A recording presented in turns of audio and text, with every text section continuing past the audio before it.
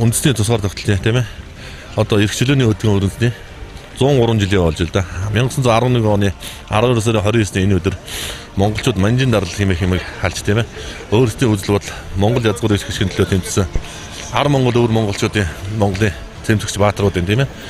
Өр нөлөөгөөр өнөөдөр маш том гавьяа шагналыг баатарлаг үйл ажиллагааг ялдыг авчсан өдөр байдгийг.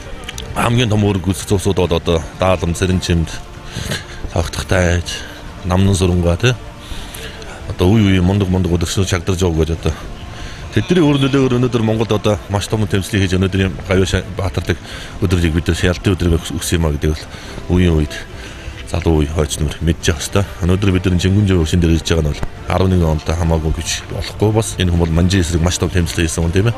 Анх 800 зэргийн бослогыг гаргаж манжин зэргийн эсрэг маш том тэмцэл хийж чадсан ийм баатарлаг хүн байна.